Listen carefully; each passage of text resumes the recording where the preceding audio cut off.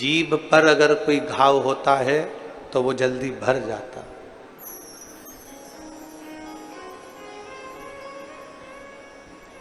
जीभ पर, जिह्वा पर अगर कोई घाव हुआ तो वो जल्दी भर जाता है, ये मेडिकल साइंस कहता है।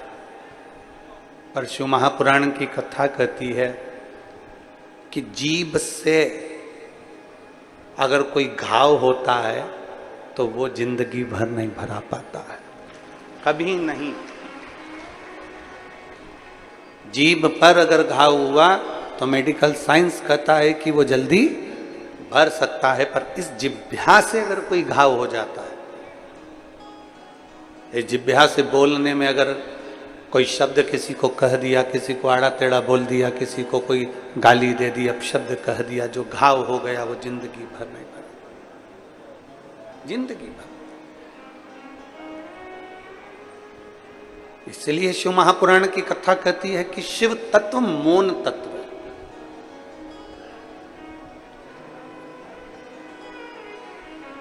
शिव तत्व में मौनता है। जितनी मौनता शंकर की अविरल भक्ति में है, उतनी मौनता कहीं नहीं। शिव तत्व में आप जितना मौन हो सकते हो, शिव तत्व में जितना आप चुप रह सकते हो, उतना सुख आपके जीवन में उत्पन्न हो जाता है। जितनी मौनता शंकर की भक्ति में हो, जल चढ़ाने जा रहे हो भगवान शंकर के मंदिर में, शिव जी के मंदिर में, अगर एक लोटा जल लेकर पहुंचे हो तो भी तुम्हारा मौन होना जरूरी है।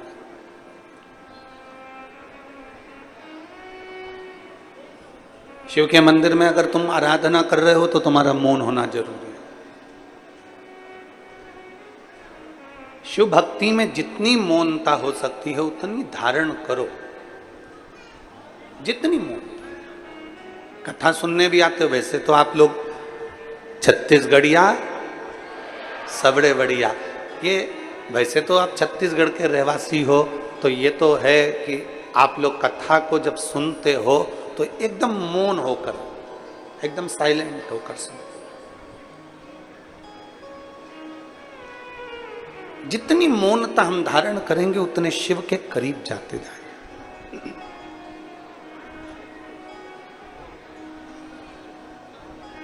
एक सुंदर प्रसंग आता है।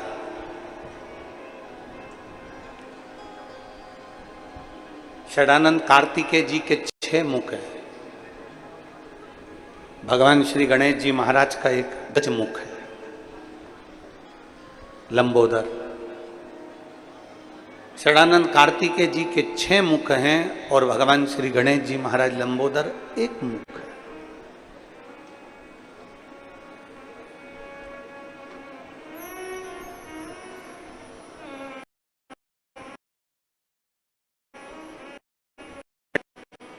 गणेश जी महाराज साधना में लीन नहीं होते,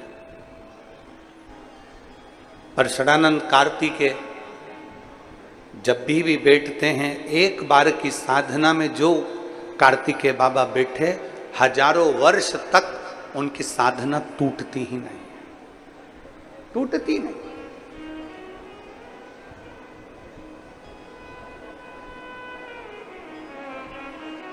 एक बार पूछा गया षडानंद कार्तिकेय जी से और गणेश जी से कि गणेश जी महाराज साधना में लीन नहीं होते और षडानंद कार्तिकेय 6 मुखधारी, 6 मुख वाले कार्तिकेय बाबा एकदम मौन साधना में डूबे रहते हैं, क्यों?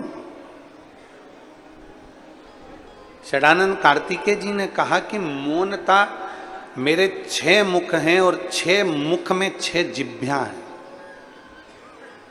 इन 6 जिह्वा से अगर मैं बोलूंगा तो वो श्रेष्ठता नहीं होगा, उसका एक लक्षण प्रबल हो जाए कि मेरी मौनता रहे, मैं चुप रहूं।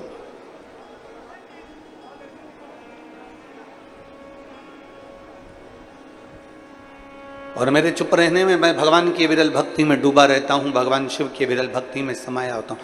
हमने भिलाई की कथा में एक बात कही थी कि बुढ़ापे का परम आभूषण है चुप रहना। बुढ़ापे का परम आभूषण है मौन रहना। आप जितने चुप हो, आप जितने मौन हो, उतने प्रभु के करीब हो, उतने करीब हो आप शंकर। पर मौन कहां रहना है? मौन किस जगह पर रहना है? शिव महापुराण की कथा कहती है मौन रहने के लिए भी एक स्थान बताया गया है कि जहां अंतिम का क्षण निकल रहा हो वहां मौन रहिए।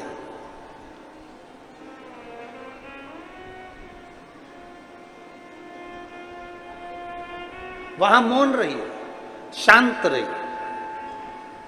जहां व्यर्थ की बातें हो रही हो वहां मौन रहिए। पर बोलने की जब जरूरत हो, अपने सनातन धर्म पर अगर कोई ठेस पहुंचा रहा हो, अपने सनातन धर्म पर कोई उंगली उठा रहा हो, अपने धर्म पर, अपनी सनातन धर्म के ऊपर कोई आक्षेप ठोक रहा हो, उस जगह पर तुम्हें मौन नहीं रहना है, उस जगह पर तुम्हें एकजुट होकर आगे बढ़ना है। वहां मौनता की जरूरत नहीं है, वहां फिर मौन की जरूरत नहीं पड़ती।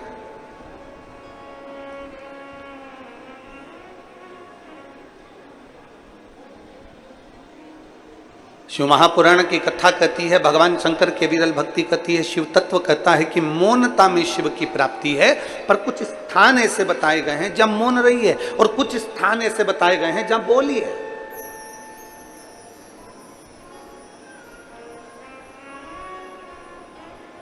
शिव पुराण तो यहां तक कहती है कि झूठ बोलने का भी स्थान बताया गया है कि झूठ कहां बोलना है। अब लोग कहेंगे गुरुजी आप हमें बता रहे हो कि पुराण में लिखा है कि झूठ बोलने का भी स्थान होता है। हाँ, झूठ बोलने के लिए भी स्थान बताया गया। किसी की गाय कसाई के यहां कटने के लिए जा रही हो और तुम्हें दिख जाए कि यह गाय कसाई के यहां कट रही है, उस जगह पर तुम झूठ बोल दो कि ये गाय मेरी है और उसको कटने से बचा लो, तो ये झूठ बोलना भी तुम्हारा साथ है। गौमाता अगर कहीं कटने के लिए जा रही है और तुम्हें दिख रहा है कि ये कसाई के यहाँ कट रही है, उस जगह पर झूठ बोल दो कि ये गाय मेरी है। तुम्हारे झूठ बोलने से अगर किसी का घर बन रहा है, किसी का जीवन सार्थक हो रहा है, तो वहां झूठ बोल सकते हो, वहां झूठ बोल सकते हो। हमारे यहाँ तो झूठ बोलने का भी स्थान बताया गया है कि कोई गौमाता अगर कटने के लिए कसाई के यहाँ जा रही है, वहां तुम झूठ बोल दो कि ये गाय मेरी है, इसको छोड़ा जाए, ये गाय मेरी अपनी है, इसको छोड़। पर हम झूठ कहाँ बोलते हैं जहां हमारा हित होता है। हम झूठ कहाँ बोलते हैं जहां हमारा कुछ अच्छा हम देख लेते हैं कि झूठ बोलने से यहाँ मेरा फायदा होने वाला है, हम वहां झूठ बोल रहे। पर शास्त्र कहता है मत बुरे कर्म कर बंदे वरना पछताएगा, भगवान की आंखों से तू बच नहीं पाएगा, तू बच नहीं पाएगा। अरे ओ अज्ञानी मत करना नादानी, अरे ओ अज्ञानी मत करना नादानी। तेरे कर्म का फल भी तू ही पाएगा, जैसा किया तूने तेरे आगे आएगा। मत बुरे कर्म कर बंदे वरना पछताएगा, भगवान की आंखों से तू बच नहीं पाएगा, तू बच नहीं पाएगा। अरे ओ अज्ञानी मत करना दानी, अरे ओ अज्ञानी मत करना। अपने अपने लिए झूठ नहीं बोलना, अपनी भलाई के लिए झूठ नहीं बोलना। अगर बन सके तो किसी का हित हो रहा हो, किसी का अच्छा हो रहा हो, तो झूठ बोलने में, कहीं गौ माता कट रही है उसको बचाने में बोल सकते।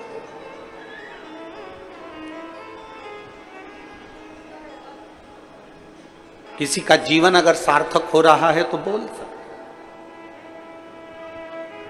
पर अपना लोभ नहीं, अपना लालच नहीं, अपना सुख नहीं। शिव कथा कर रही है, शिव महापुराण की कथा कर रही है।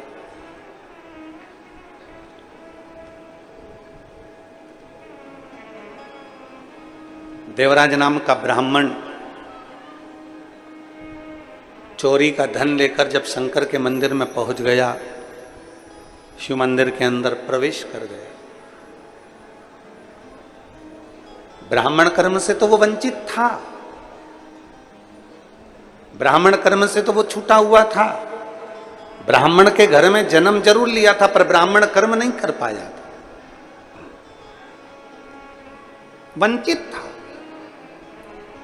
ब्राह्मण का कर्म है शास्त्र पढ़ना, शास्त्र सुनाना। वैश्य का कर्म है धन एकत्रित करना, क्षत्रिय का कर्म है रक्षा करना, शूद्र का कर्म है सेवा के भाव को लीन रहना। अब आज के जमाने में सब अपने अपने कर्म में लगे हैं, केवल व्यक्ति कहीं ना कहीं भटक रहा है तो अपने पथ से भटक रहा है।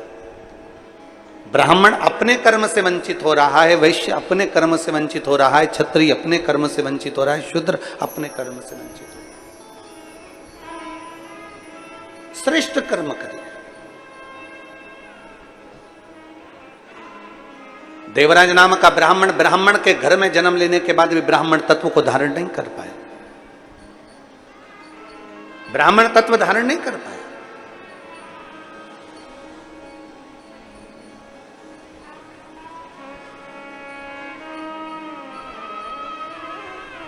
अब जब वो ब्राह्मण तत्व को धारण नहीं कर पाया तो ब्राह्मण तत्व धारण ना करने के कारण वो चोरियां करने लगा, थोड़ा सा धन एकत्रित करने लगा, और चोरी का धन लेकर शरीर में जब ताप पड़ा, शरीर में जब बुखार लगा, ठंड सी लगी, तब शिव मंदिर में गया छुपने के लिए, अपने शरीर को बचाने के लिए, तब उस शिवालय में गया। अब किसी ना किसी भाव से, किसी ना किसी रूप में शंकर के पास गया तो है, किसी ना किसी रूप में शिव तत्व के नजदीक गया तो है। आप में से कई मेरी जीजियां ऐसी बैठी हैं, कई जीजा ऐसे बैठे हैं, कई बेटियां कई बेटे ऐसे बैठे हैं, कई माता कई भाई ऐसे बैठे हुए हैं, कई मेरे जीजा होने से बैठे हैं कि उनका मन नहीं होगा। मान लो उनका मन नहीं है कि मैं कथा में नहीं जाऊं, मैं कथा में नहीं जाऊं, मैं कथा में नहीं जाऊं, भीड़ होगी मैं कथा में नहीं जाऊं, पैदल चलना पड़ेगा मैं कथा में नहीं जाऊं, पर हो सकता है अपनी पत्नी के कारण मुझे छोड़ने जाना पड़ेगा, मुझे वहां तक छोड़कर आ जाओ, भले तुम वापिस आ जाना पर मुझे छोड़कर आओ। तुम्हें मेरे साथ में चलना पड़ेगा और मैं वहां पर कथा सुनने के लिए जाऊंगा। अरे वहां ऑटो नहीं मिलेगा, अरे मत मिलने दो, तुम चल रहे हो कि नहीं चल रहे हो ये बताओ। अब पति ने सोचा कि भाई इतना मगजमारी करने से तो अच्छा है शिव महापुराण की कथा में चलूं, चल मैं तुझे कथा में ले चलता हूं। और पति कथा में लेकर, अब जरा विचार करिएगा कि पति का मन नहीं था, या किसी सहेली का मन नहीं था, या बेस्ट फ्रेंड का मन नहीं था, या जेठानी का मन नहीं था, या देवरानी का मन नहीं था, या किसी रिश्तेदार का मन नहीं था, पर वो मन मार कर भी शिव महापुराण की कथा में अपने रिश्तेदार के साथ, अपने कुटुंबी के साथ वो कथा में आकर बैठ गया। तो किसी ने पूछा, गुरु जी जिसका मन नहीं है वो कथा में आकर बैठ जाए, उस जबरदस्ती आकर बैठ जाए, कोई मार ठोक के लाके बिठा दे, या किसी ने जबरदस्ती लाकर बिठा दिया, या पत्नी के कहने पर पति जबरदस्ती आ गया, या कोई जेठानी देवरानी जबरदस्ती आ गई, तो कथा का कोई पुण्य उसके खाते में मिलता है कि नहीं मिलता? शिव महापुराण की कथा कहती है, नल के नीचे मटके को सीधा लगाओगे तो भर जाएगा। नल के नीचे मटका उल्टा लगाओगे तो भर आएगा नहीं, पर ठंडा जरूर बना रहेगा। उसी तरह कोई अच्छे मन से आया तो उसके अंदर कथा भरा जाती है, और कोई अच्छे मन से नहीं भी आया तो उसको कथा शीतलता तो दे ही देती है। शिव महापुराण उसको शीतलता देती है। शिव महापुराण उसको एक आनंद का अनुभव करा देती है। भले उसका चित्त कथा में नहीं लगे, भले उसका मन कथा में नहीं लगे, उसकी चित्त वृत्ति कथा में नहीं लगे, पर वो कथा में आकर बैठ गया। मतलब बैठा है तो ये निश्चित है। आपको भूख लगी है, आप शादी में गए हो, पंगत लगी है, पत्तल लग रही है, और पत्तल लगते लगते कोई पत्तल देने वाला आया, तुम्हारे साथ में कोई दूसरा बैठा है, उसका पेट भरा हुआ है, वो नहीं खाना चाहता, फिर भी पत्तल वाले को थोड़ी ना मालूम कि इसका पेट भरा है कि खाली है। वो तो पत्तल लगाते लगाते लगाते लगाते गया और उसने पत्तल वहां लगा दी। जिसका पेट भरा था उसके पास भी पत्तल लगी है, तो पड़ोसी ने कहा तो तेरा तो पेट भरा था, हाँ मैं नहीं खाऊंगा, तो ये पत्तल लग गई, कोई बात नहीं। अब पत्तल लगी थी, इतने में नुक्ति देने वाला आया, बूंदी बूंदी बूंदी बूंदी नुक्ति नुक्ति नुक्ति, और मालूम पड़ा वो नुक्ति उसको डालकर चले गया। फिर पड़ोसन ने कहा तेरा तो पेट भरा था, अब ये बूंदी कौन खाएगा, अब रख गया तो रख जाने दो। थोड़ी देर में गुलाब जामुन गुलाब जामुन गुलाब जामुन करता आया और गुलाब जामुन रखकर चले गया। अब वो रखा तो था, तो उसने सोचा इतना सारा सामान इकट्ठा हो गया है, मेरा पेट भी भरा है, कोई बात नहीं, मैं उसको बांध कर अपने घर के लिए लेकर चले जाता हूं। अगर मन नहीं भी लगे और अगर कोई शिव पुराण की कथा में जाकर बैठ जाता है तो मेरा महादेव उसके पल्लू में कुछ ना कुछ अच्छा बांध कर भेज ही देता है। वो शिव तत्व है महाराज, वो शिव तत्व है।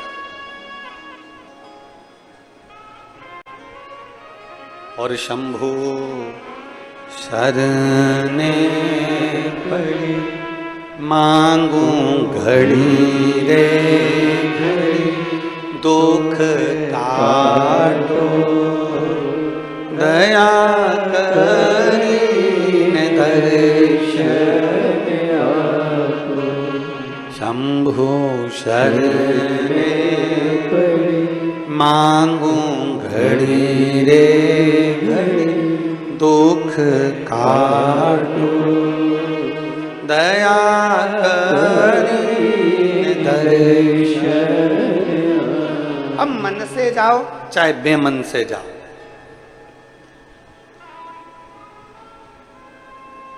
जैसे जाना है शिव के पास।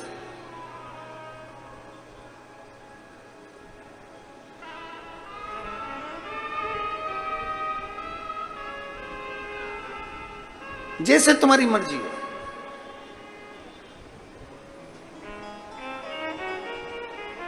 वो कहते हैं ना, नौकरी चाकरी तनख्वाह और वेतन। जम जम के बोलो जरा, क्या चीजें चारों, जम के बोलो जरा। नौकरी, फिर चाकरी, तनख्वाह, फिर वेतन। ये नौकरी करने वालों को सबको मालूम है, ये चार चीजें। फिर से बोलो एक बार, जम के जरा। नौकरी, चाकरी, तनख्वाह और वेतन। अब नौकरी में व्यक्ति जो कमाता था तो घर में 9 लोग भी रहते थे तो उनका वो पेट भर देता था। नौकरी का मतलब है कि 9 लोगों का पेट वो आराम से भर देता था नौकरी में। चाकरी में, जम के बोलो जरा, 4 लोगों का पेट भर देता था। तनख्वाह मतलब उतनी मिलती है जितनी तन खा सके, केवल तन खा सके उतनी तनख्वाह है। और वेतन मतलब अब उतना मिलता है जितना ये तन भी नहीं खा सकता। वेतन बेमतलब का तन, उतना। नौकरी मतलब 9 लोगों को भी खिला दिया जाए घर के, तो नौकरी में, एक नौकरी में वो पूरे 9 लोगों का पेट भर देता था। चाकरी में 4 लोगों का पेट भर देता था। तनख्वाह में खुद अकेला तन को खिला लेता था। और वेतन में अर्थात ये तन भी उसको प्रयोग ना कर सके वो वेतन है, अर्थात कुछ भी नहीं बचता। केवल शून्य के बराबर है। बेटे को पढ़ा ले, बेटी को पढ़ा ले, उसकी शादी कर दे, उसकी चाकरी कर दे, बहन के घर का मायरा भर दे, सब कुछ कर दे, कुछ नहीं बचता, कुछ। तब कहा नौकरी में 9 खा सकते हैं, चाकरी में 4 कर सकते हैं, तनख्वाह में शरीर खा सकता है और वेतन में कुछ भी प्राप्त नहीं होता। तब शास्त्र कहता है कि ये सारी चीजें अपनी जगह पर चलने दो और एक नौकरी और चालू करो, वो मेरे शंकर के मंदिर में जाकर 1 लोटा जल चढ़ाने की नौकरी प्रारंभ करो। तब शिव जी के मंदिर में जाइए, 1 लोटा जल बाबा देव अधिदेव महादेव को समर्पित करिए और मेरे भोले तेरी नौकरी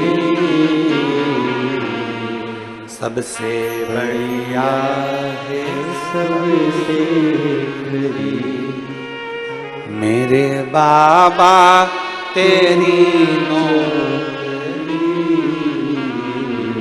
सबसे बढ़िया है, सबसे बढ़िया तेरे दरवाजे की चाकरी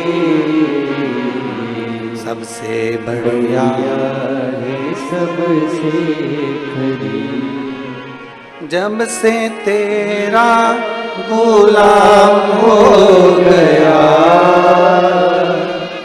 तब से मेरा भी नाम हो गया, जब से तेरा गुलाम हो गया तब से मेरा भी नाम हो गया, वरना औकात क्या थी मेरी, वरना औकात क्या थी मेरी, सबसे बढ़िया है, सबसे बढ़िया भोले बाबा तेरी नौकरी सबसे बढ़िया है, सबसे बढ़िया तेरे दरवाजे की चाकरी सबसे बढ़िया है, सबसे बढ़िया। अब हमारे यजमानों के लिए मेरी किस्मत का जब गुल खिला, साहू जी मेरी किस्मत का जब गुल खिला तब जाकर के ये दर मिला, मेरी किस्मत का जब गुल खिला तब जाकर के ये दर मिला, मिल गई मुझको चौखट तेरी, मिल गई मुझको चौखट तेरी, सबसे बढ़िया है, सबसे बढ़िया भोले बाबा तेरी नौकरी सबसे बढ़िया है, सबसे ये भाग्य से मिला।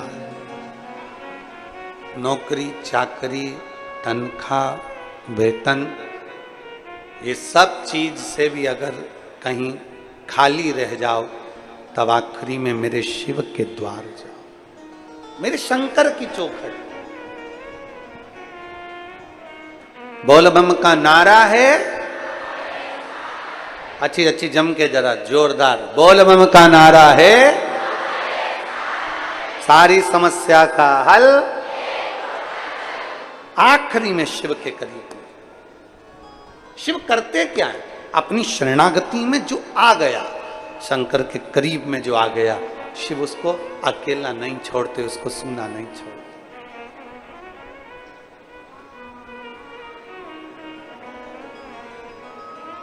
पापी से पापी को भी शिव अपना बना लेते हैं। पापी से पापी है तो भी शंकर उसको अपना बना। आपसे पूछें, ध्यान देना जरा, कोई बहुत चोरी करता है, बहुत चोरी करता है, मर गया, उसके घर के लोग उसको अर्थी पर बांधकर सफेद कपड़ा लपेट कर राम नाम, जम के बोलो जरा, राम नाम सत्य है, बोलते बोलते बोलते बोलते उसको कहां ले गए? जम के शमशान। शमशान में कौन रहता है? शिव। चोरी करने वाला है बेकार है, झूठ बोलने वाला है बेकार है, निंदा करने वाला है बेकार है, कपट करने वाला है बेकार है, बहुत गलत गलत काम करने वाला है। अगर वो मर भी जाता है तो आखिरी में उसको कहाँ ले जाया जाता है? शंकर के द्वार शमशान में ले जाया जाता है। शमशान तक लेकर उसको जाते हैं, शिव के धाम तक लेकर जाते हैं। कोई शंकर भगवान से पूछे कि प्रभु ये इसने तो चोरी करी थी, इसने तो झूठ बोला था, इसने तो कपट करा था, इसने तो बेईमानी करी थी, इसने तो प्रपंच करा था, फिर इसको आपका धाम कैसे मिल गया, आपका दरवाजा कैसे मिल गया? तो शंकर भगवान कहते हैं इसने चोरी करी, इसने झूठ बोला, इसने प्रपंच करा, ये बेईमानी करा, ये छल करा, ये कपट करा, पर इसने एक काम करा कि कोई शिव महापुराण की कथा सुनकर जा रहा था, उसके चेहरे का मात्र दर्शन कर लिया, इसलिए मेरे धाम में आकर विराजमान है। इसलिए वो मेरे नजदीक में, मेरे धाम में, मेरे करीब में, मेरे पास में। शिव महापुराण की कथा सुनने वाले का मात्र मुख का दर्शन। और विद्येश्वर संहिता कर रही है, विद्येश्वर संहिता,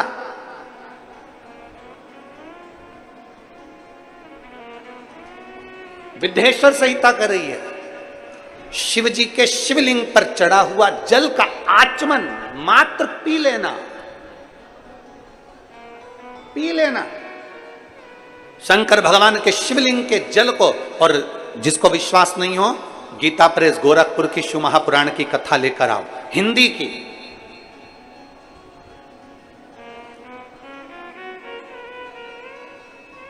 अगर कोई तुमसे कह दे कि शंकर जी पे चढ़ा हुआ जल नहीं पीना चाहिए, तो उसको कहो गीता प्रेस गोरखपुर की हिंदी की शिव पुराण लेकर आओ, उसकी विद्येश्वर संहिता पढ़ो, खुद भी पढ़ो, किसी के कहने पर भरोसा ना करिए, विद्येश्वर संहिता खुद पढ़िए। उसमें लिखा है शंकर भगवान के शिवलिंग पर चढ़ाया हुआ जल का आचमन कर लेने से, पी लेने से 3 ताप समाप्त हो जाते हैं और व्यक्ति परमात्मा की शरणागति को प्राप्त कर ले।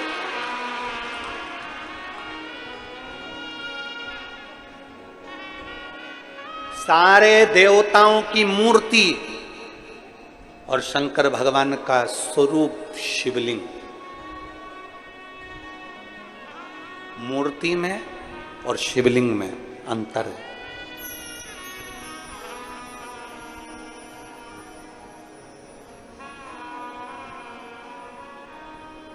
राम जी की मूर्ति होती है कि लिंग स्वरूप होता है? जम के बोलो जरा, मूर्ति। कृष्ण भगवान की मूर्ति, इंद्रदेव की, ब्रह्मा जी की मूर्ति। 33 कोटि देवताओं का क्रम उठाकर देखिए, सारे देवताओं की मूर्ति का क्रम है, शंकर भगवान के मूर्ति का क्रम नहीं, शंकर भगवान के शिवलिंग का क्रम। मूर्ति और शिवलिंग में अंतर क्या है? क्या अंतर है मूर्ति और शिवलिंग में? हमने अपनी व्यासपीठ से आज तक कभी नहीं कहा आपको कि आप अपने घर में भगवान शंकर की मूर्ति रखो। कभी सुना आपने कि हमने अपनी व्यासपीठ से कहा हो कि भगवान शंकर की मूर्ति घर में रखो? ना, हमने व्यासपीठ से इतना जरूर कहा कि शिवलिंग तुम्हारे घर में होना जरूरी है। मूर्ति और शिवलिंग में अंतर है। शंकर भगवान की मूर्ति नहीं, शंकर भगवान का शिवलिंग होना चाहिए। राम जी की मूर्ति हो, कृष्ण भगवान की मूर्ति हो, लड्डू गोपाल की मूर्ति हो, ठाकुर जी की मूर्ति हो, सबकी मूर्ति चल जाएगी, पर शंकर भगवान के शिवलिंग का स्वरूप। मूर्ति और शिवलिंग में अंतर क्या? सावन के महीने में पूरी आस्था चैनल पर करोड़ों भक्त इस शिव महापुराण की कथा को सुन रहे हैं, और केवल भारत में नहीं, विदेश में बैठकर भी लोग इस पवित्र कथा का लाभ ले रहे हैं, नए रायपुर से।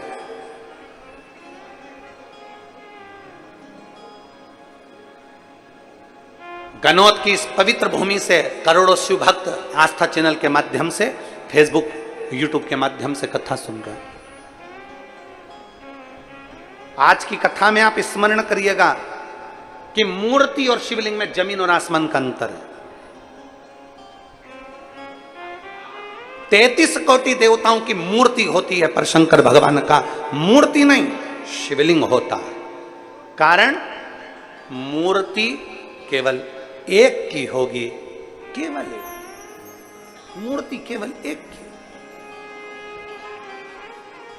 राम जी की मूर्ति है तो राम जी की, कृष्ण भगवान की मूर्ति है तो कृष्ण भगवान की, देवी जी की मूर्ति है तो देवी जी की, इंद्र की मूर्ति है तो इंद्र की, गरुण की है तो गरुण की, वरुण की है तो वरुण की, ब्रह्मा की है तो ब्रह्मा की, सावित्री की है सावित्री की, गायत्री की है गायत्री की, लक्ष्मी की है लक्ष्मी की। मूर्ति केवल एक देवता की, राम जी की है तो राम जी की, कृष्ण की है तो कृष्ण की। मूर्ति एक देवता की होती है, और शिवलिंग एक देवता का नहीं।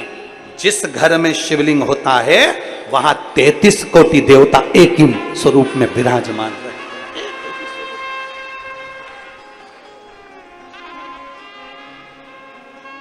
मूर्ति में और शिवलिंग में अंतर है, बहुत जमीन और आसमान का अंतर है।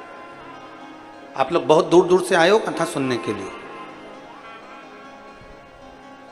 और वहां से यहां तक आने में तुम्हारा ऑटो का भी कम से कम 100-200 रुपए 500 रुपए खर्च हुआ होगा। 100 रुपए तो खर्च हुआ ही होगा। बोलो तो सही है कि गलत है? हुआ ना? अब तुमने 50 रुपए 100 रुपए 200 रुपए खर्च कर आए हो, इसलिए बहुत ध्यान लगाकर सुनना कि हम जो कथा सुनने के लिए आए हैं, अगर हमने दिल से सुन ली, और अभी तक जो कथा होती थी वो भरे कहीं गांव के बीच में, शहर के बीच में, नगर के बीच में, यहाँ वहाँ होती थी, और आज जो कथा हो रही है वो एकांत में बैठकर हो रही है, इसलिए एकांतेश्वर कथा चौगुना फल देती है, चौगुना फल।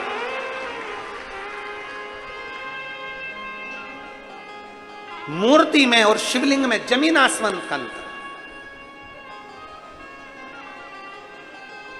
राम जी की मूर्ति का दर्शन करोगे तो वह राम जी की मूर्ति कहलाएगी। भगवान कृष्ण की मूर्ति का दर्शन करोगे तो कृष्ण भगवान की मूर्ति ही कहलाएगी। देवी जी की मूर्ति का दर्शन करोगे तो देवी की मूर्ति ही कहलाएगी। ब्रह्मा जी की मूर्ति का दर्शन करोगे तो वो ब्रह्मा जी की मूर्ति ही कहलाएगी। कार्तिक स्वामी की मूर्ति का दर्शन करोगे, कार्तिक स्वामी कहलाएंगे। गणेश जी की मूर्ति का दर्शन करोगे तो वो गणेश जी महाराज कहलाएंगे। केवल एक शंकर भगवान की कोई मूर्ति नहीं, शंकर भगवान का केवल एक लिंग स्वरूप है। शंकर भगवान का एक प्रतिबिंब, एक प्रतीक शिवलिंग के रूप में है। इसलिए अंदाजा लगाकर रखना कि मूर्ति में एक देवता होते हैं और शिवलिंग के अंदर 33 कोटि देवता विराजमान होते हैं, सारे देवता। वो एक लाइन आप लोग गुनगुनाते हो, सारे देवता, सारे। एक लाइन आपके स्मरण में रहती है, सारे तीर्थ धाम आपके चरणों में, हे भोलेनाथ प्रणाम आपके चरणों में। फिर से एक बार सब बोलिए, सारे तीर्थ धाम आपके चरणों में, हे भोलेनाथ प्रणाम आपके चरणों में। सब कुछ है, सारे तीर्थ शिव में बसे हुए, सारे तीर्थ, सारे। जहां शिव है वहां गंगा है, जहां शिव है वहां गणेश है, जहां शिव है वहां रिद्धि सिद्धि है, जहां शिव है वहां षडानन कार्तिक है, जहां शिव है वहां लक्ष्मी है, जहां शिव है वहां विष्णु है, जहां शिव है वहां ब्रह्मा है, जहां शिव है वहां सरस्वती है, जहां शिव है वहां गायत्री है, जहां शिव है वहां सावित्री है, जहां शिव है वहां 33 कोटि देवता विराजमान है। एक शिवलिंग में,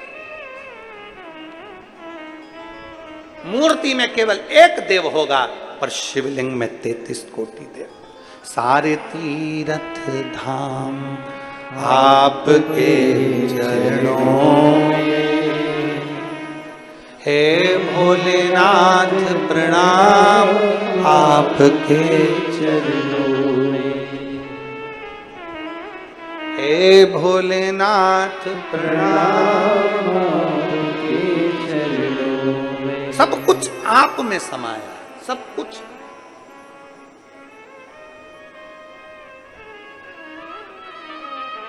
अब कोई तुमसे कह दे कि शंकर पर चढ़ा हुआ जल ना पीजिए, कोई तुमसे कह दे शिव जी के जल का आचमन ना करिए, कोई तुमसे कह दे शंकर भगवान के जल का सींचन ना करिए, कोई तुमसे कह दे शिव महापुराण की कथा तो यहाँ तक कहती है जल तो जल, एक बेलपत्र अगर शंकर भगवान की शिव पर चढ़ी हुई मिल जाए, उसको मात्र मस्तक से लगा लिया जाता है, तो कहते हैं चारों धाम के तीर्थ का फल एक क्षण में मिल जाता है। एक बेलपत्र से 4 धाम तीर्थ का फल तुरंत प्राप्त, एक बेलपत्र से।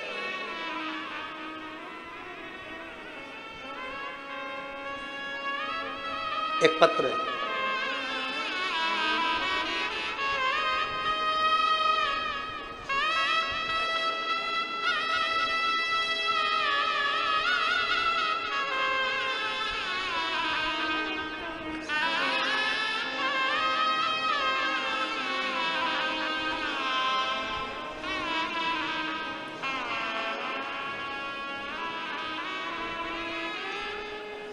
सफरी साहू, पति रामाधर साहू, बेटा रवि साहू, बहू वंदना साहू, मठ पुरेना, सही बोला है? ठीक है। मठ पुरेना रायपुर छत्तीसगढ़ से हैं। कहीं बैठी हो तो हाथ हिला सकते हैं।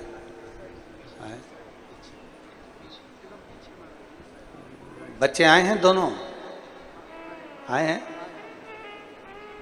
इसको उधर लगाना था, टीवी पर लगाना। अच्छा, मैं सर लिया आओ, दोनों बच्चों को लिया।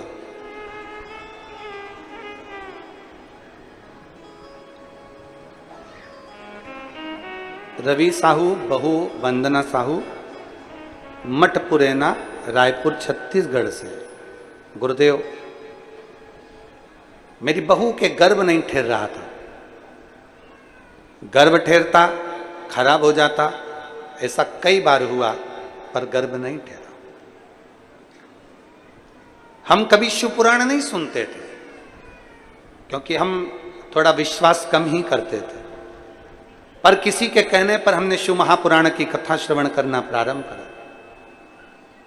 और कथा सुनने पर सफेद आंकड़े की जड़ का प्रयोग आपने बताया, वो हमने अपनी बहू से करवाया। अब विश्वास तो था नहीं, फिर भी हमने बहू से कहा कि तुम एक बार वो प्रयोग तो करो।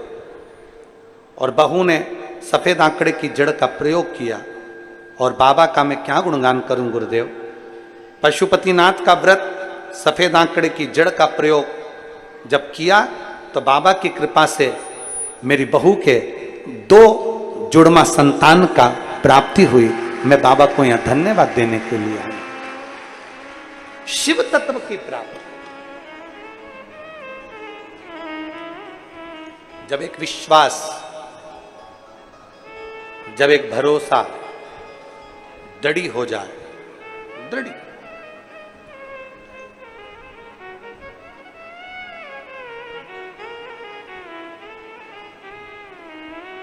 जब एक भरोसा दृढ़ हो जाए, एक विश्वास दृढ़ हो जाए, तो शिव कैसे ना मिले।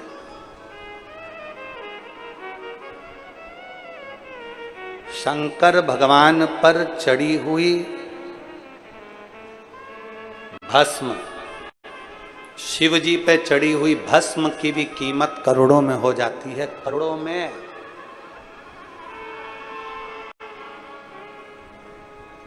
शंकर भगवान को चढ़ी हुई एक भस्म की कीमत भी करोड़ों में हो जाती है। शिव तत्व कहता है कि शंकर पर चढ़ी हुई भस्म भी हमारे शरीर पर लग जाए, शंकर पर चढ़ी हुई भस्म भी हमारे शरीर पर लग जाए या हमारे घर में अगर थोड़ी सी लग जाए तो हमारे जीवन का कल्याण कर देती है।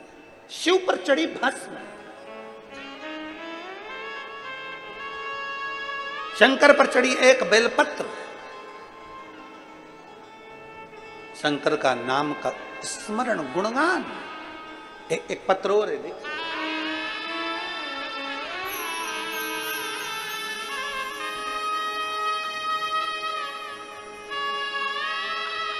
मैं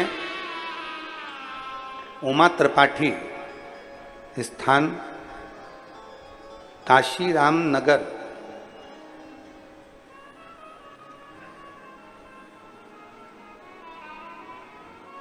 मैं उमा त्रिपाठी, स्थान काशीराम नगर। तो काशीराम नगर कहाँ है? यही है क्या? अच्छा, कहीं बैठी हैं उमा जी त्रिपाठी? कहीं बैठी हो तो जरा दोनों हाथ ऐसे हिलाओ तो दिख जाओगी। उमा त्रिपाठी कहीं बैठी हो तो हाथ हिलाइएगा। हाँ, फिर से हिलाओ एक बार ऐसे हाथ। हाँ, दिख गए हो, ठीक है। आइए, पधारिए, एक बेलपत्र लेकर जाइएगा, आ जाओ।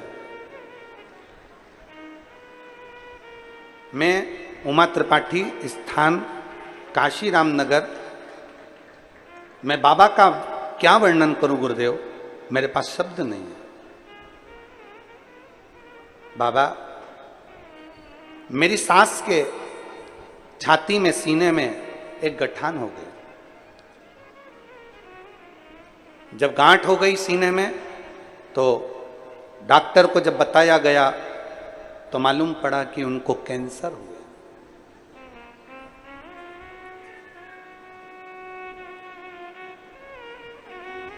अब कैंसर की गठान मेरी सास के सीने में, छाती पर हो गई। डॉक्टर ने कहा कि इनको ऑपरेशन कैसे किया जाए, अवस्था कैसे करूं तो करूं क्या। जब सीने में गांठ हो गई और जांच में बताया कि कैंसर हो गया, अब करें क्या। तब दवाई लेकर डॉक्टर से बात कर कर हम आ गए और देवादिदेव महादेव को एक लोटा जल चढ़ाते और अपनी सास को लाकर दे देते। बाबा की कृपा ऐसी हुई गुरुदेव, मैं क्या गुणगान करूं। दूसरी बार जब हम वापिस अपनी सासू माँ का जांच कराने के लिए जब हॉस्पिटल 1 महीने के बाद लेकर गए, बाबा की कृपा से उनकी कैंसर की सारी रिपोर्ट नील हो गई और उनकी जांच ठीक है। मैं बाबा को यहाँ धन्यवाद देने के लिए आई हूँ। मेरा नाम है उमा त्रिपाठी, स्थान काशीराम नगर से आई हूँ। काशीराम, आ जाओ।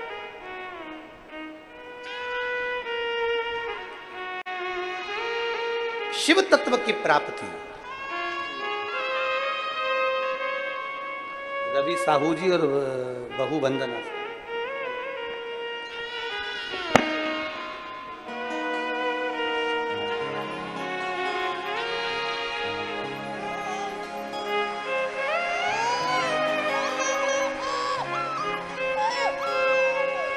एक बार जोरदार ताली बजाकर दोनों का स्वागत। ले बेटा।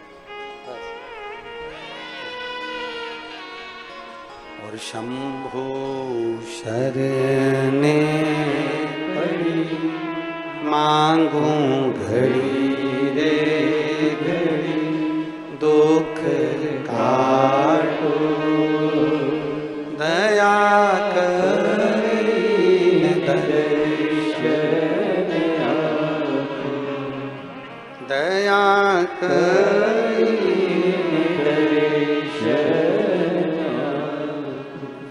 शंभु शरण मांगू घड़ी रे घड़ी, दुख काटो, दया करीने दर्शन आपको। शरण पड़ी मांगो घड़ी रे घड़ी, दुख काटो, दया करीने दर्शन। प्रतिमा और शिवलिंग दोनों में अंतर। प्रतिमा और शिवलिंग दोनों में अंतर। दोनों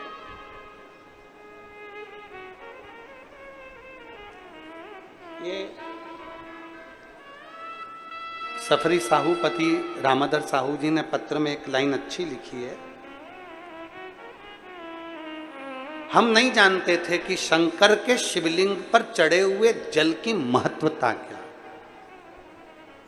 हम नहीं जानते थे कि शंकर पर चढ़े हुए शिवलिंग पर, शंकर पर चढ़े हुए शिवलिंग पर चढ़े हुए बेलपत्र की महत्वता क्या। इन्होंने एक पत्र में लाइन अच्छी लिखी।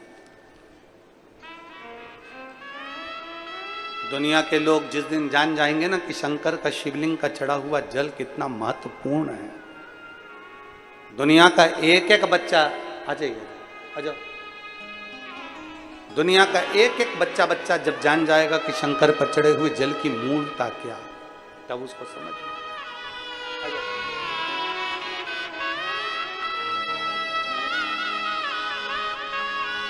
त्रिपाठी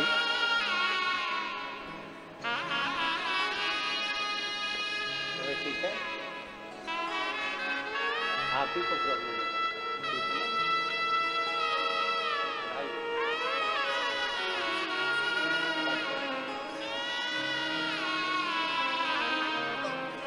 ये कई वर्षों के बाद हुआ है। एक बार जोरदार ताली बजाएं, कुबेरेश्वर बाबा की कृपा।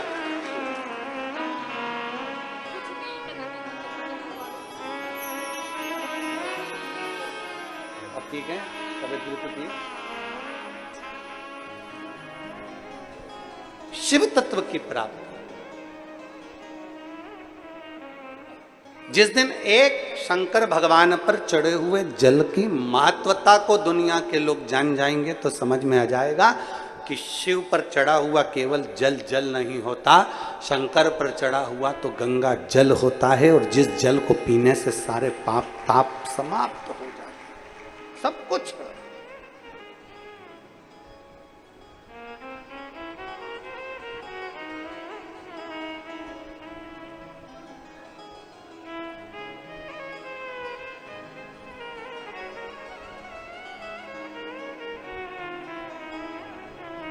शिव पर चढ़े हुए जल का मात्र आचमन कर लेने पर, शंकर के चढ़े हुए जल का मात्र अपने ऊपर प्रोक्षण कर लेने पर जीव को क्या क्या सुख प्राप्त हो जाता है, क्या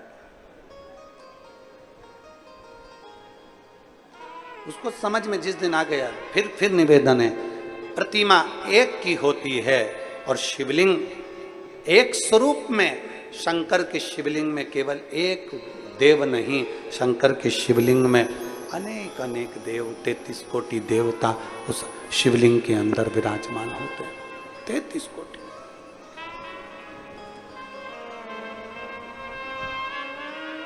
आप लोगों में से कितने लोग हैं जो शंकर जी के मंदिर में रोज जल चढ़ाने जाते हैं? हाथ उठाओ जरा।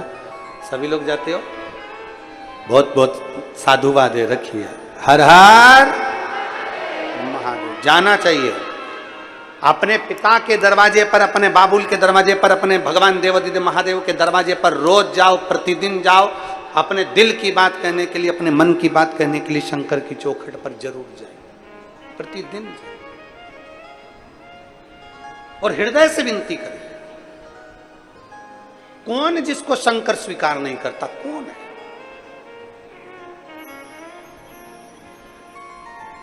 कहने वाले कहते रहेंगे शिव जी पे जल मत पियो, शंकर पर चढ़ा हुआ जल का आचमन मत करो, शंकर जी पे चढ़ा हुआ जल का स्मरण मत करो।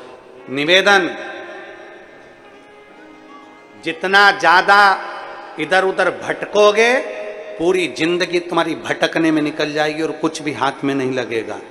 अब अपने दिल को एक पक्का कर लो कि हम शंकर के हैं, शंकर हमारा है, हम शिव को जैसे भजेंगे शिव हमको वैसा मिल जाएगा। बाकी का अब हमें कहीं नहीं जाना, हमें शिव तत्व को जानना है। जितना भटकोगे उतना उतना लोग भटकोगे, जितना। और कितनी किस्मत लेकर आयो जी। अरे गनौद वालों को तो कितनी किस्मत, जरा भाग्य की सराहना करिए तुम्हारे। एक तो सावन का सोमवार और 72 वर्ष में पड़ने वाला ऐसा सावन,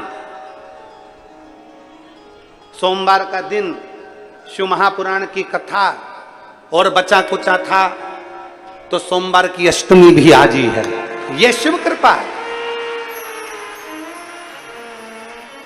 ये भगवान देवादिदेव महादेव की कितनी कितनी करुणा, कितनी कितनी उदारता, जरा विचार करिए। कितनी कृपा, कितनी उदारता,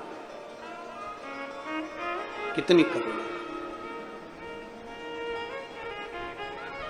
अब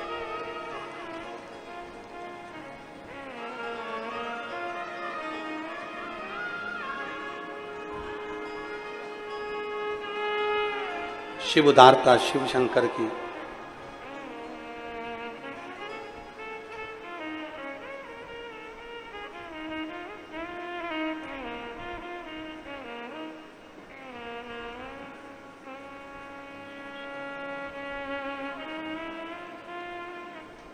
भगवान ओघड़दानी की जब उदारता हो तो क्यों ना कुछ प्राप्त हो। वो कहते हैं ना,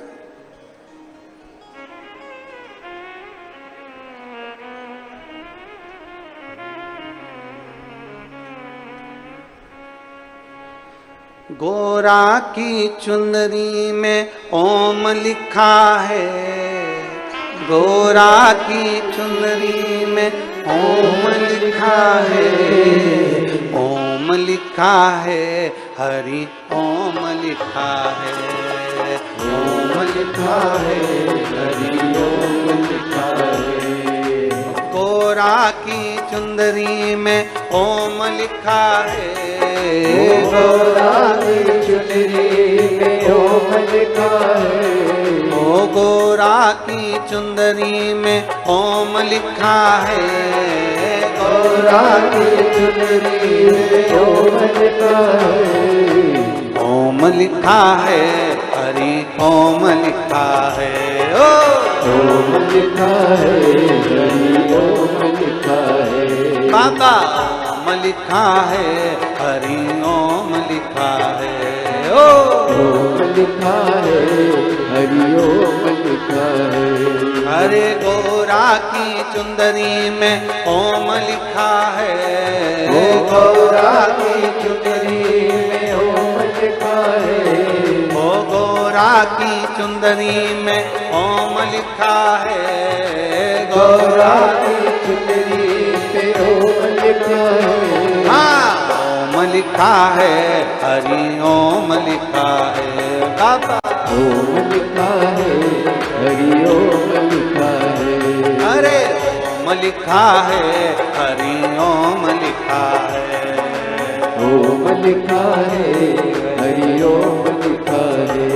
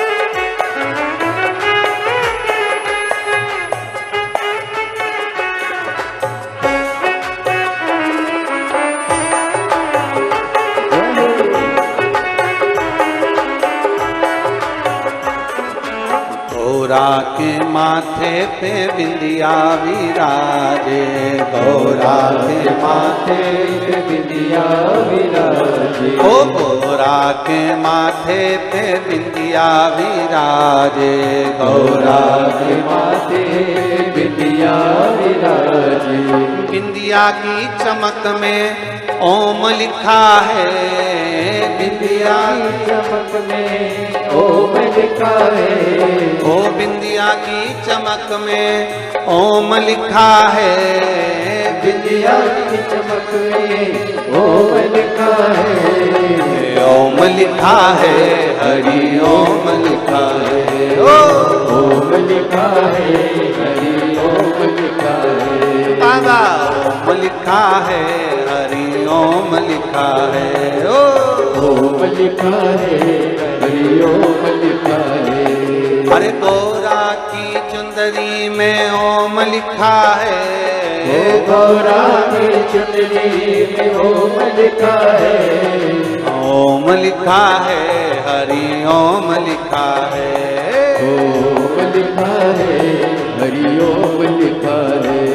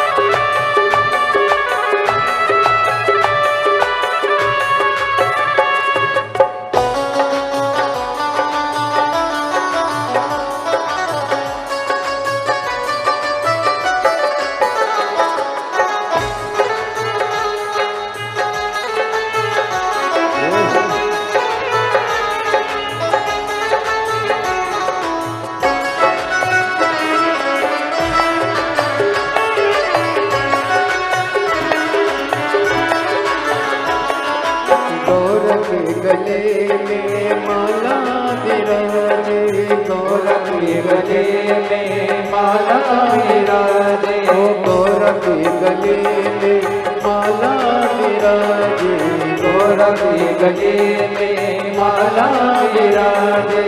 माला के मोती पे ओम लिखा है, माला के मोती पे ओम लिखा है, ओम लिखा है, हरि ओम लिखा है, ओम लिखा है, हरि ओम लिखा है।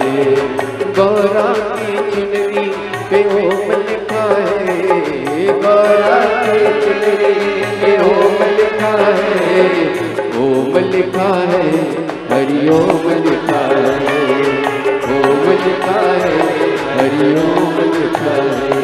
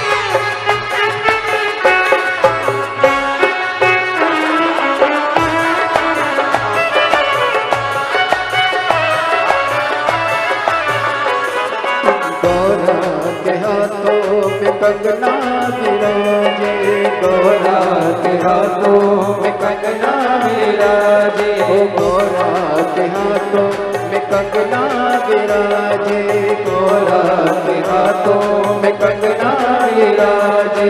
कंगना की खन खन पे ओम लिखा है, कंगना की खन खन पे ओम लिखा है, ओम लिखा है, हरि ओम लिखा है, ओम लिखा है, हरि ओम लिखा है।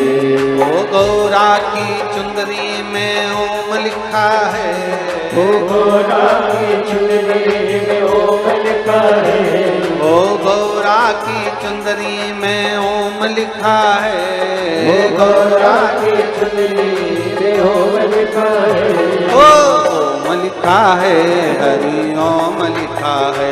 बाबा ओम लिखा है, हरि ओम लिखा है, बाबा ओम लिखा है, हरि ओम लिखा है, ओम लिखा है, हरि ओम लिखा है, बाबा ओम लिखा है, हरि ओम लिखा है, ओम लिखा है, हरि ओम लिखा है, शंभो ओम लिखा है, हरि ओम लिखा है, ओम लिखा है, हरि ओम लिखा है।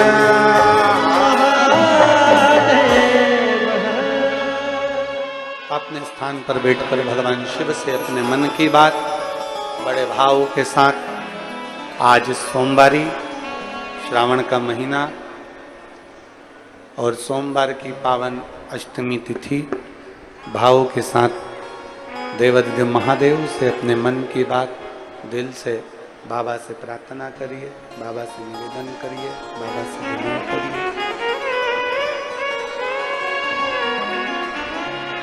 जहाँ जगह मिले वहाँ बैठकर भगवान से अपने मन की बात करिए।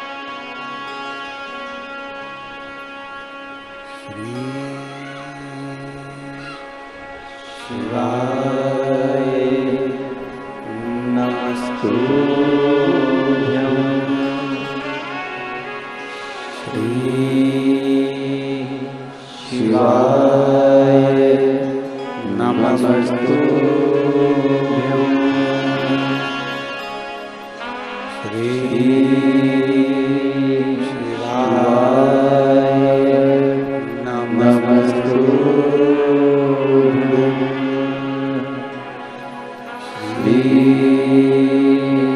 शिवाय नमस्तुभ्यं श्री शिवाय नमस्तुभ्यं भोला दुख काटो हमारा भोला सब दुख काटो हमारा शिव शंकर जप तेरी माला भोले बाबा जप तेरी माला भोला सब दुख काटो हमारा ओ भोला सब दुख काटो हमारा वेश है मंगल मंगलकारी वेश है मंगल मंगलकारी शमशान वासी हमारा शमशान वासी हमारा ओ भोला सब दुख काटो हमारा ओ भोला सब दुख काटो हमारा। भगवान देव महादेव भगवान शिव का चरित्र कह रहा है। भगवान शंकर की करुणामय कथा कह रही। मूर्ति में और शिवलिंग में अंतर है।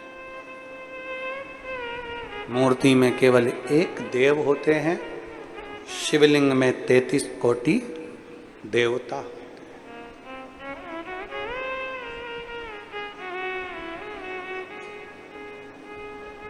एक शिवलिंग पर चढ़ा हुआ जल 33 कोटि देवताओं पर चढ़े हुए जल के चरणामृत के बराबर। यदि हम शंकर भगवान के शिवलिंग पर चढ़े हुए जल का आचमन कर रहे हैं, पी रहे हैं, तो समझें कि वो सबको नमन कर लिया, सबको। दुश्मन भी है तो शंकर उसको स्वीकार करते हैं, दोस्त भी है तो शिव उसको स्वीकार करते हैं। कैसा पापी से पापी जीव भी है तो शिव उसको स्वीकार करते हैं, शिव उसको स्वीकार करते हैं।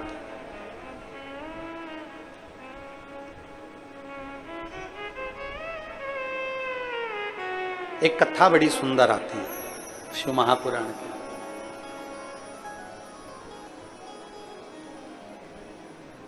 शास्त्र कहता है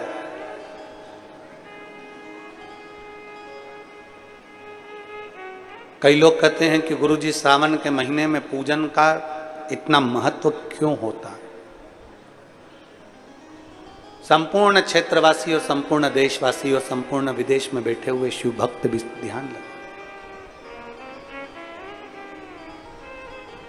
श्रावण महीने का पूजन का इतना महत्व क्यों है। एक कथा बड़ी सुंदर आती है। श्रावण महीने में माता पार्वती जी भगवान शिव की आराधना में लीन।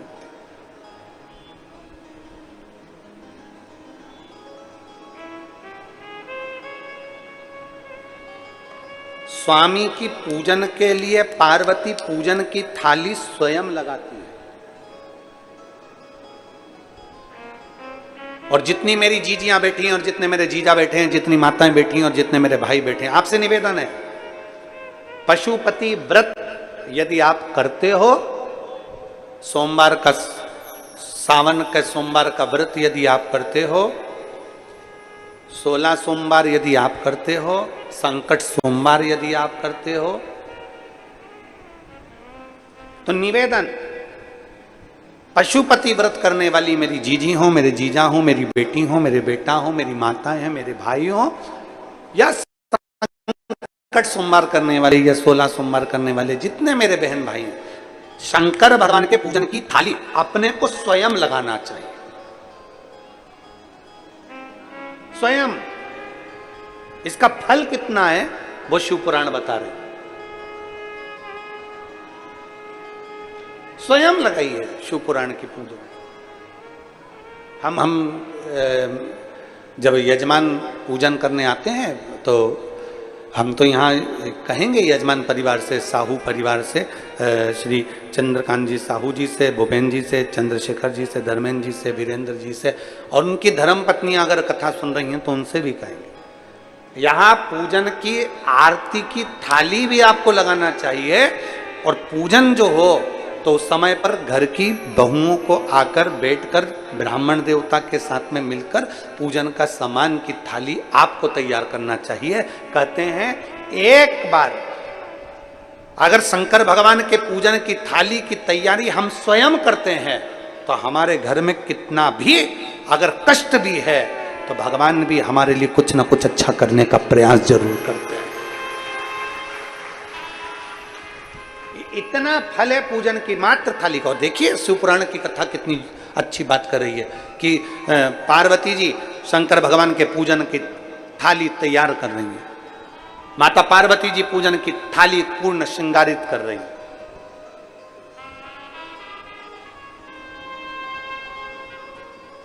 और ये रुचि से,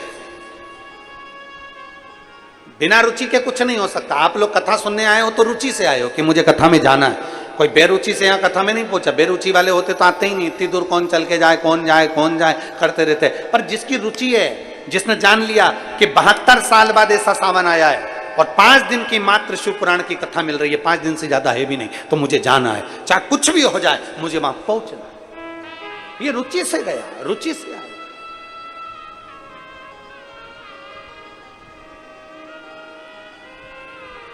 अपने साथ में बिछाने का अपने पन्नी ले ली, पॉलिथीन ले ली, बरसाती ले ली, छाता ले लिया, पानी की बोतल ले ली, कथा में पहुंच गए।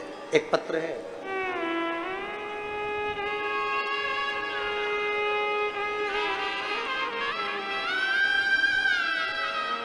डॉक्टर मोहन हरदेल,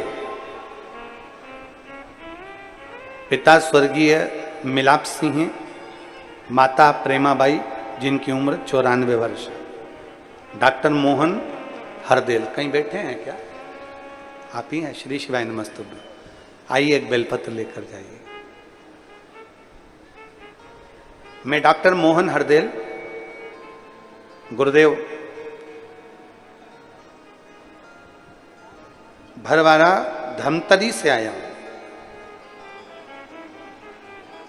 धमतरी से आए हैं। मैं डॉक्टर मोहन हरदेल।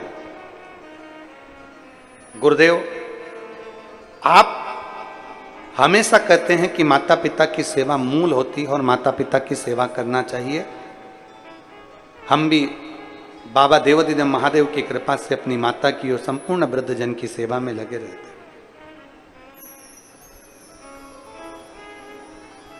गुरुदेव, कौड़िया में जब कथा चल रही थी आपकी, आपके मुख से हमने सुना था कि अगर शिव महापुराण में आने वाले शिव भक्तों का अगर मुख झूठा कराया गया है तो उसका फल मिलता जरूर। किसी ने अगर एक पानी की बोतल दी है, एक पानी का पाउच दिया है, किसी ने उनका मुख झूठा कराया, किसी ने बिस्कुट दिया, किसी ने कुछ खाने का दिया, अपने घर से कोई पूड़ी बना लाया, कोई रोटी बना लाया और उनका अगर मुख झूठा करा दिया, उसका फल मिलता जरूर है। और गुरुदेव, पहले हमको विश्वास नहीं था क्या ऐसा होता है। फिर हमने भी ये करके देखा कि वो सियोर वाला महाराज कहता है कि किसी का मुख झूठा कराओ तो बाबा भंडार जरूर भरता है। हमने कौड़िया की कथा में 10-10 रुपए का पॉपकॉर्न का पाउच खरीद लिया और पॉपकॉर्न का पाउच खरीदकर हमने 30 से 40 लोगों को वो कथा सुनने, जो पहले से रात भर जो रुकने वाले भक्त हैं, उनको हमने दिया खाने के लिए। और बाबा, मैं क्या वर्णन करूं, एक हफ्ता नहीं हुआ और एक हफ्ते के अंदर बजाज एलायंस वाले मैनेजर का फोन आता है और कहते हैं आपकी बेटी मोनिका हरदेल के नाम से 10-10 हजार की पहले कभी किस्त जमा हुई होगी तो उसका पैसा 1,77,000 रुपए आपको देना है। गुरुदेव कब किस्त जमा करी थी उसकी कोई पॉलिसी हमारे पास नहीं थी, कब पैसा जमा करा था हमको नहीं मालूम था, कब हम पैसा जमा करें हमको उसका भी याद नहीं है। और बेटी के नाम पर उनका फोन आया कि पैसे देना है। हमको लगा कि फोन पर तो बेवकूफ़ बनाने वाले ढेर सारे हैं, कोई किसी रूप में बेवकूफ़ बना देता है, किसी रूप में बना देता है, तो हमने उसको ध्यान नहीं लिया। पर कंपनी वाले खुद आकर हमसे कहते हैं आपकी पॉलिसी दीजिए, हमारे पास पॉलिसी नहीं मिली तो उन्होंने खुद कंपनी से पॉलिसी निकालकर हमारी बेटी को 1,77,000 रुपए 70,000 रुपए प्रदान किए। केवल किसी शिव भक्त का मुख झूठा कराने का क्या यह फल मिल सकता है? और दूसरा गुरुदेव एक बात और कहना चाहता हूं, मेरी भतीजी ने पीएससी की परीक्षा दी थी और परीक्षा में उत्तीर्ण नहीं हो पा रही थी, परेशान हो गई। तो हमने हमारी भतीजी से कहा था कि शंकर पर जल चढ़ा, और वो सीहोर वाला महाराज कहता है कि लगन से मेहनत कर, जितनी पढ़ सकती उससे चोग ना पढ़। वो सीहोर वाला महाराज कहता है जितनी लगन से पढ़ोगे उतना फल मिलेगा। हमारी भतीजी ने चोगनी मेहनत करी, आखिरी में बेलपत्री में शहद लगाकर शिव जी को चढ़ाया और फिर वापस एग्जाम दिया। आज मेरी बेटी भतीजी डिप्टी डायरेक्टर जिला पंचायत गाड़ियाबाद में पोस्टिंग हुई है। मैं बाबा को यहां धन्यवाद देता हूं। एक शिव तत्व, एक शिव भक्त, एक शिव की उपासना,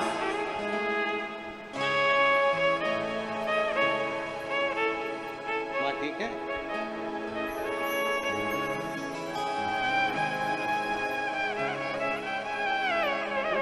तो बाबा की कृपा है ये।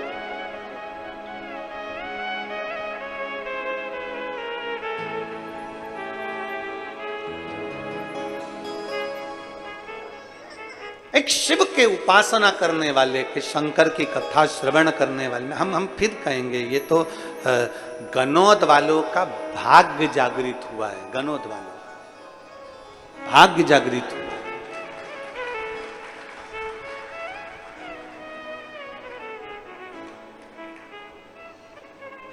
अपने घर में अगर थोड़ा सा भी सीरा बना लिया, कभी थोड़ी सी खिचड़ी बना ली, 4 रोटी ज़्यादा बना ली, थोड़ी पूड़ी बना ली, आ गए। जब समय मिला कोई देखा कि कोई शिव भक्त रात्रि भर बैठा हुआ है, शंकर की भक्ति में डूबा हुआ है, उसमें 2 रोटी में सब्जी डालकर उसको प्रेम से कभी देकर तो देखना कि उसका फल कितना मिलता है, उसका फल कितना मिलता है। किसी प्यासे को पानी पिलाकर देखो शिव भक्त को कि उसका फल कितना होता है। करो से। हम तो अभी 17 अगस्त को सीहोर की कावड़ है सुबह 9 बजे की, सीवन नदी से कुबेरेश्वर धाम तक जाती है। हम तो आसपास के क्षेत्रवासियों से भी कहते हैं वहाँ के कि इतने शिव भक्त कब आते हैं, उनकी सेवा करो, दिल से करो, खूब करो, खूब करो। और खाली ना जाता कोई दर से तुम्हारे, खाली ना जाता कोई दर से तुम्हारे, मैं भी खड़ी हूँ नंदी बाहें पसारे, अपने हृदय से लगा लो, लगा लो, गिरा जा रहा हो, उठा लो, उठा लो, भोले अपने दर से अब तो न टालो, गिरी जा रही हूँ, उठा लो, उठा लो। सेवा करो, जितनी सेवा करोगे उतना फल प्राप्त होगा। जितनी सेवा, गौ माता को खिलाया हुआ, बहन बेटी को खिलाया हुआ, संत ब्राह्मण जन साधु जन को खिलाया हुआ, किसी भूखे को खिलाया हुआ और किसी शिव भक्त को खिलाया हुआ कभी घटता नहीं है, 4 गुना बढ़कर मिलता जरूर, मिलता जरूर। स्वयं स्वयं स्वयं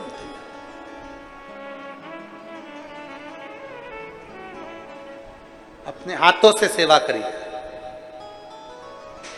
अपने हाथों से पूजन की थाली को साफ करिए, अपने हाथों से। पशुपति व्रत करने वाले ध्यान लगाकर सुनना कि पशुपति व्रत का फल कब मिलता है, जब अपनी थाली अपन पूजन की खुद लगाए स्वयं।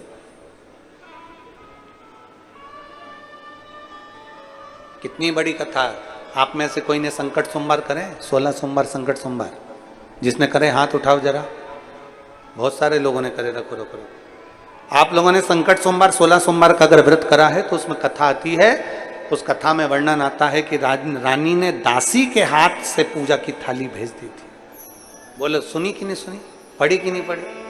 रानी ने पूजन की थाली दासी के हाथ से भेज दी थी, और दासी के हाथ से जब पूजन की थाली भेजी तो रानी को दर दर ठोकर खाना पड़ी। अर्थात रानी अगर वो पूजन की थाली स्वयं लगा कर देती तो उसका फल चौगुना प्राप्त होता, चौगुना।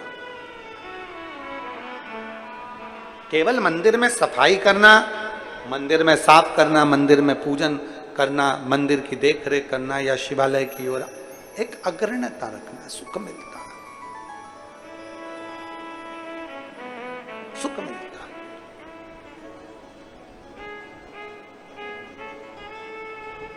शिव तत्व कह रहा भगवान शंकर के एक पत्र है।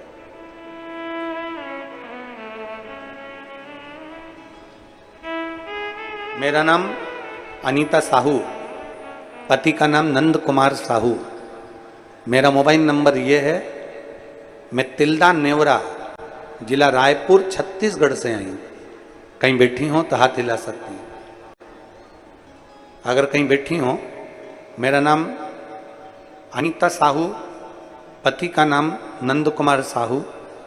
मेरा मोबाइल नंबर ये है, मैं तिल्दा नेवरा, जिला रायपुर, छत्तीसगढ़ से हूँ। कहीं बैठी हो तो हाथ हिलाइएगा। हाँ ठीक, दिख गए। आ जाओ, बच्चे को लिया लिया। गुरुदेव, शादी के 5 साल तक हम इंतजार करें कि बच्चा होगा, संतान होगी, संतान होगी, पर नहीं हुई। 6, 7 साल, 8 साल, 9 साल, 10 साल, 11 साल, 12 साल, 13 साल निकलते चले गए, संतान का सुख नहीं आया। ऐसा कोई डॉक्टर नहीं जिसके पास हमने इलाज नहीं करवाया, हर जगह पर इलाज करवाया, पर संतान का सुख नहीं आया। बहुत सारे वेदों को दिखाया, टेस्ट भी करवाया। डॉक्टर ने कहा कि तुम्हारे घर में संतान नहीं होगी, संतान का सुख नहीं होगा, तो हमने टेस्ट भी करवाया, टेस्ट पे भी करवाया, तो भी हमें संतान का सुख प्राप्त नहीं हुआ। गुरुदेव, 2022 में भाटापारा में पहली बार आपकी कथा सबके कहने पर सुनना चालू करी। 2022 में जब हम भाटापारा में कथा सुनने के लिए गए, आप कहते हो पंडाल में बैठकर कथा सुनने का फल बहुत मिलता है, जो मांगो मेरा बाबा वो देता है। हमने भाटापारा की पंडाल में बैठकर 1 दिन की मात्र कथा सुनी, और कथा सुनकर हमने वहीं से पशुपति व्रत करना प्रारंभ करा। रोज मंदिर जाते, मंदिर में जाकर जल चढ़ाते, मंदिर में झाड़ू लगाते, पोछा लगाते। सब लोग हम पर हंस कर जाते, क्या तुम मंदिर में नौकरी करते हो? क्या तुम्हें तनख्वाह मिलती है? हम बाबा की नौकरी करते हैं गुरुदेव। मंदिर में झाड़ू पोछा लगाकर आ जाते, जल चढ़ाकर आ जाते। सारे डॉक्टरों की जांच रिपोर्ट के अनुसार मैं कभी मां नहीं बन सकती थी, पर हमने जब भाटापारा की कथा सुनी और शिव मंदिर की सेवा करी तो बाबा की कृपा से मेरा गर्भ ठहरा, और 16 अगस्त 2023 को मुझे संतान की प्राप्ति हुई, पुत्र रत्न प्राप्त हुआ। गुरुदेव, डॉक्टर भी आश्चर्य में है कि तुम्हें कभी औलाद नहीं हो सकती थी, तो औलाद कैसे हो गई? ये शिव की कृपा है, जो 16 अगस्त 2023 को मेरे घर में पुत्र रत्न की प्राप्ति हुई। और एक लाइन अच्छी लिखी है, मेरे भोले तेरी नौकरी सबसे बढ़िया है, सबसे खरी। एक शिव भक्ति।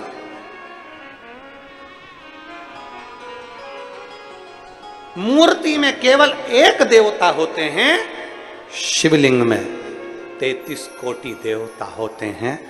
शिवलिंग पर चढ़ा जल, शिवलिंग पर चढ़ी बेलपत्र, शिवलिंग के चढ़े हुए जल का मात्र अगर हमारे ऊपर एक जल की बूंद भी हमारे मस्तक पर चढ़ जाए, हमारे घर पर छिट जाए, हमारी दुकान पर पड़ जाए, तो हमारा जीवन सार्थक हो जाता है। मात्र एक, मात्र एक। बोल बम का नारा है, जम के जरा बोल बम का नारा है। एक बूंद जल में भी वो फल हमें प्राप्त हो जाए।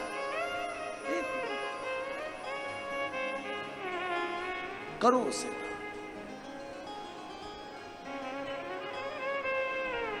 करो।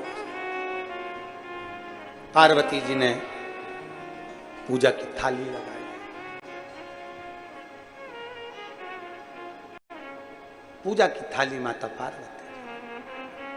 कहां से लाऊं गंगा, कहां से लाऊं, कहां से लाऊं सरयू, अपार पड़ी रे, और भोले तेरी सेवा हमसे ना बनी रे। भोले तेरी सेवा हमसे ना बनी रे। कैसे करूं सेवा, कैसे करूं आराधना। पार्वती पूजन की थाली लगाकर आई। जो माता पार्वती जी ने पूजन की थाली लगाई, सावन महीने की पूजन माता पार्वती जी नियम लेकर शंकर की आराधना में डूबी। शिव आराधना थोड़ा नियम लेकर पूजन करने वाले की परीक्षा भगवान लेता बहुत है। जो नियम लेके कथा सुनते ना, मैं अब की बार जो नया रायपुर में कथा हो रही है पूरी 5 दिन की सुनूंगी, पक्का नियम ले लिया। इतनी देर में मालूम पड़ा कि कहीं कोई मेहमान घर में आ, फिर नियम लिया मैं अब की बार कथा पूरी सुनूंगी। मालूम पड़े कहीं दूर के दूर के दूर के दूर के दूर के रिश्तेदार के यहाँ कुछ हो गया।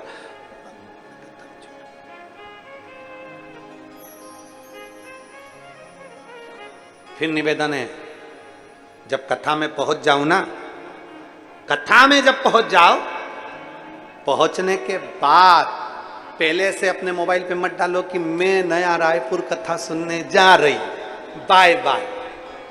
हाँ, पहले से अपने स्टेटस मत लगाओ कि मैं कथा सुनने जा रही। जाते जाते भी रास्ते से वापस लौटना पड़ सकता है, इसलिए जब कथा में पहुंच जाओ तब सेल्फी लो कि हो सकता है कि अब मैं कथा में पहुंच गई। हमारे कुछ कर्म हमको कथा में जाने से रोक सकते हैं, हमारे कुछ कर्म हमें भगवान के नजदीक जाने से रोक सकते हैं, हमारे कुछ कर्म परमात्मा के नजदीक पहुंचने से रोक सकते हैं, हमारे कुछ कर्म भगवान के नजदीक जाने से रोक सकते हैं। पहुंच जाओ तब आ जाइए।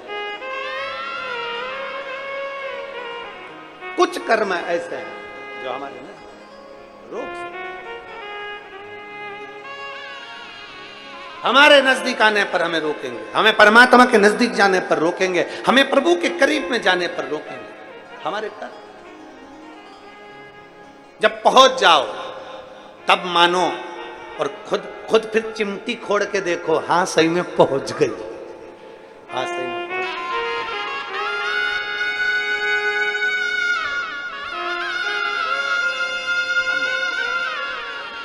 गई। एक बार जोरदार ताली बजाओ। 13 वर्ष के बाद डॉक्टरों की रिपोर्ट के अनुसार संतान का सुख नहीं, पर शिव कृपा शंभु।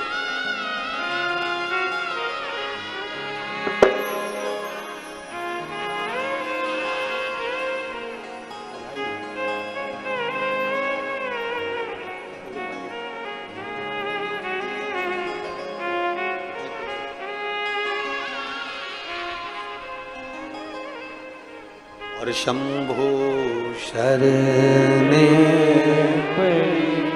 मांगू घड़ी रे घड़ी दुख काटो दया करीने दर्शन आपो। शिव तत्व को पाने के लिए पार्वती जी ने नियम ले लिया, सावन का महीना है, मैं शिव की आराधना में लीन रहूंगी, शंकर की आराधना करूंगी, शिव तत्व में डूबूंगी। आराधना में लगी थी, पूजन की थाली तैयार करके बैठ गई थी, तभी उसी समय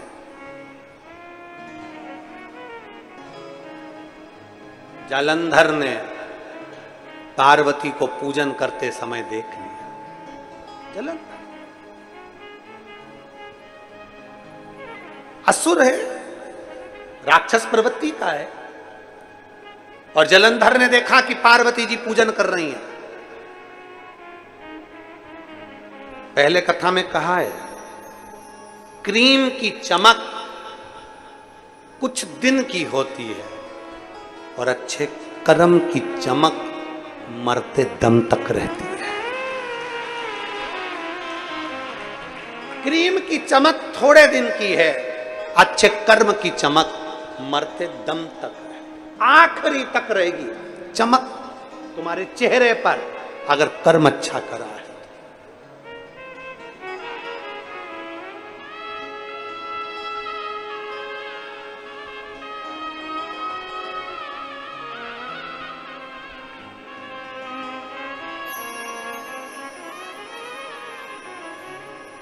फिर निवेदन, मत बुरे कर्म कर बंदे वरना पछताएगा, भगवान के आंखों से तू बच नहीं पाएगा, तू बच नहीं पाएगा।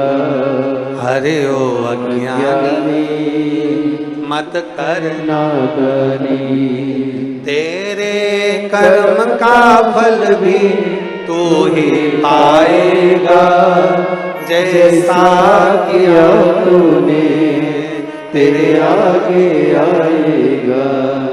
मत बुरे बुरे कर्म कर बंदे वरना पछताएगा, भगवान की आंखों से तू बच नहीं पाएगा, तू बच नहीं पाएगा।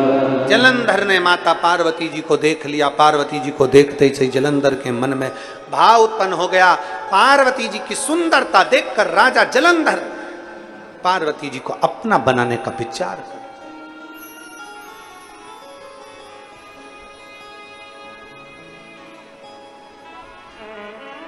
देवऋषि नारद आए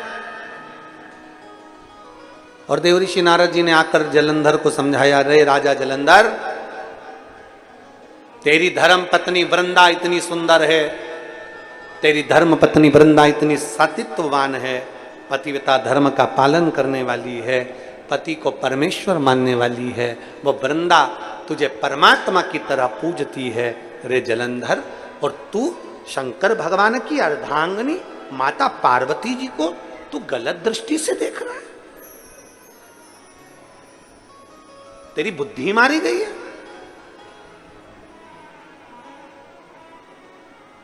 तेरी चित्तवृत्ति ठीक नहीं है।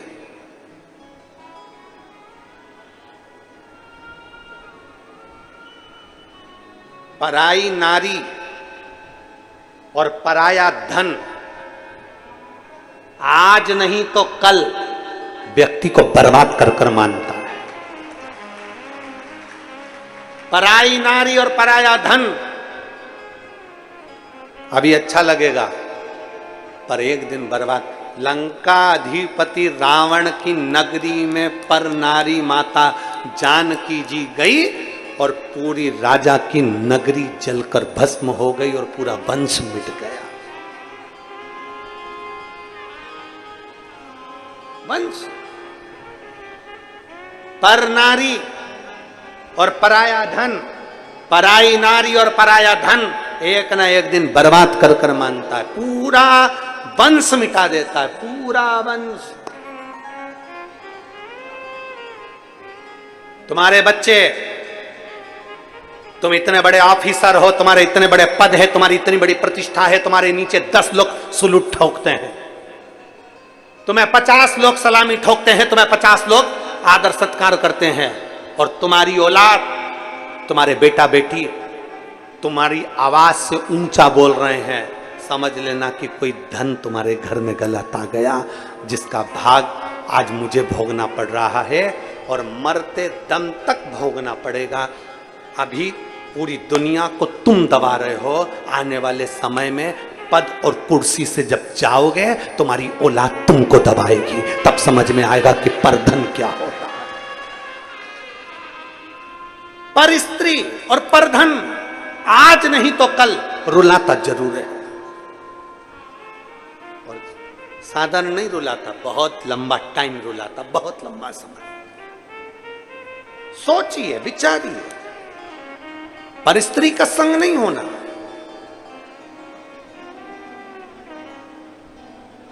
राजा जलंधर ने पार्वती जी पर अपनी दृष्टि, देवऋषि नारद ने समझाया। देवऋषि नारद कहते हैं, ए जलंधर क्या कर रहा है, शंकर भगवान की अर्धांगिनी है पार्वती जी और तो उन पर गलत दृष्टि दे रहा है, वो तो मां है, मां, और माता पर गलत दृष्टि। जलंधर को क्रोध आ गया और देवऋषि नारद को मारने के लिए उसने शस्त्र उठाया। देवऋषि नारद समझाने के लिए आए थे, लौट कर चले गए। कुछ समय के बाद दूसरा दिन निकला, ब्रह्मा जी और इंद्र ने आकर समझाया, जलंधर मान जा, पार्वती पर गलत दृष्टि मत दे, पार्वती पर गलत दृष्टि मान जा। जलंधर, जलंधर का विनाश काले विपरीत बुद्धि का,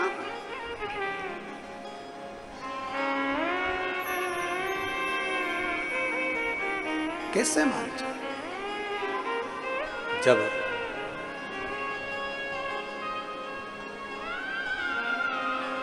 अच्छे मार्ग की ओर तुम बढ़ रहे हो तो समझ लेना कि कहीं प्रभु की कृपा हुई है। गलत मार्ग की ओर आप जा रहे हो तो समझ लेना कि भगवान ने हमारा साथ छोड़ दिया, छोड़ दिया।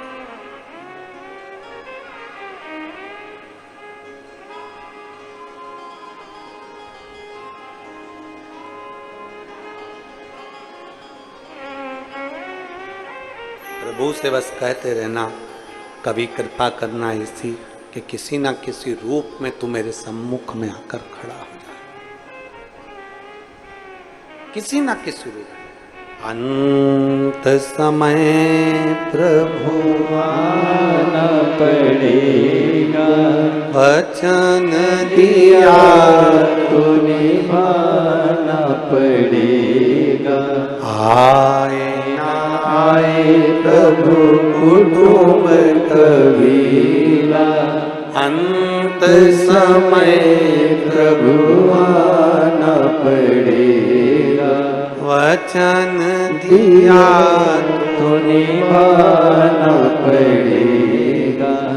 अंत समय प्रभु आना पड़ेगा। भगवान से प्रार्थना करना, किसी ना किसी रूप में तेरा दीदार, किसी ना किसी रूप में तेरा स्वरूप का दर्शन, किसी ना किसी रूप में तेरा एक सुंदर भाव का दर्शन आपको और हमको प्राप्त हो। आपको जलंधर समझाया जा राजा जलंधर को, ए जलंधर, वो पार्वती है, वो मां है, वो जगत जननी है, वो दुर्गा है, वो जगत धात्री है, वो मां अंबा है, और तू गलत दृष्टि दे रहा है, गलत दृष्टि। क्यों गलत दृष्टि? क्यों? किस लिए? क्यों पहुंचा? और महाराज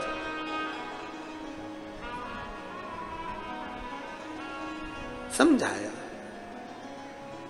कभी शिव बन के महाकाल बन के चले आना, भोले जी चले आना।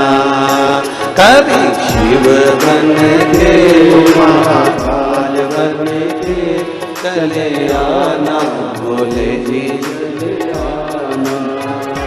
कभी शिव बन के महाकाल बन के चले आना भोले जी चले आना। कभी शिव बन के महाकाल बन के चले आना भोले जी चले आना। महाकाल रूप में आना, महाकाल रूप में आना। महाकाली को संग में